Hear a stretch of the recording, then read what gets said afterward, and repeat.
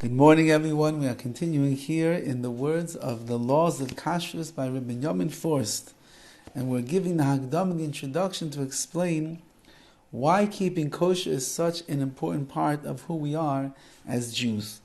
And he says, Yadua, it's known, Ki maichel ha'adam misakel v'naseh basa v'dam.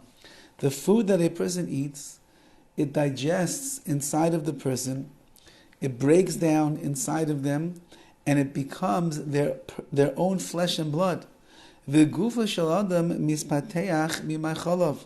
A person's body actually works and it runs and it is able to function based upon the food that it eats. Which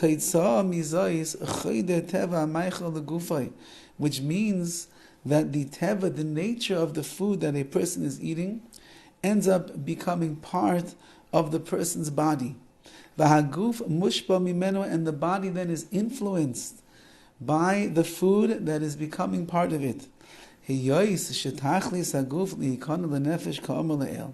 And since we said yesterday that the purpose of the body is really to submit itself to the desires of the neshama of the soul, therefore it's fitting that the food that a person eats should really be simple and sanua and modest, in order that the food doesn't create within inside of this person a leaning and a push towards the stronger essence or entity of the food that you are eating. Then it will be much easier for your nefesh, for the soul, to rule over the body and be able to keep it under control. The simpler the food is that you eat, the less obstructive that food is going to be, the less it's going to mingle in with your teva, with your nature, and get in the way of the conversation between the body and the soul, in which the body says, yes, I am submitting myself to you. Doesn't mean that you should eat only a minimal amount of food and not eat good foods and strong foods because your body should remain weak. On the other hand, your body needs to be strong and healthy. It's the only body you have. It's the only vehicle that you have to carry the neshama through its lifetime. But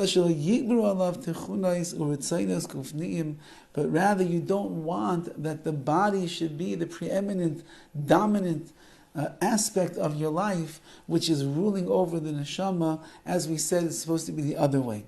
Al-Kain, therefore, says Rav Forst, Kol sugei peros v'yirakas, all types of fruits and vegetables, heyoishen and balichaim, since that they're not animals, ve'elem techunais umidos mishalehem, they don't have any personality traits, they don't have any character traits of their own. They're just a daimim to an extent, or they're just this fruit or vegetable that grew out of the ground.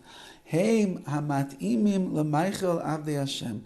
These are the best things that those who are oived Hashem, that serve HaKadosh Baruch Hu, can eat. Why? They don't cause the body to get these animalistic traits from the food. It just keeps everything part of it, keeps it very even keel. That's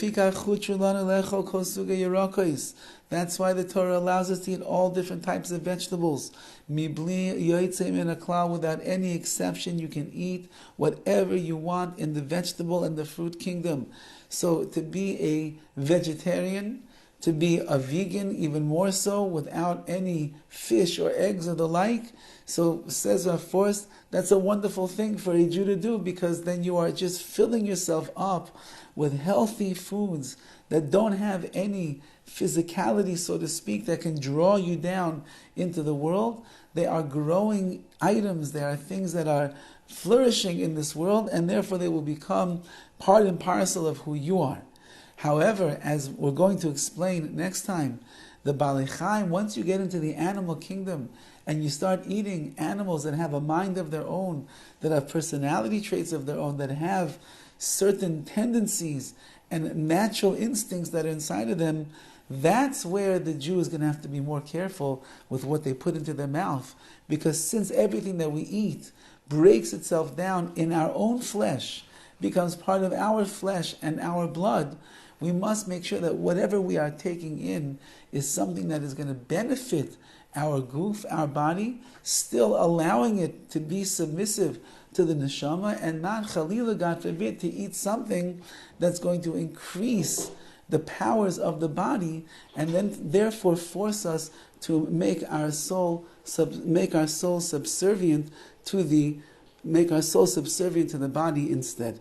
Have a wonderful day and a wonderful Shabbos.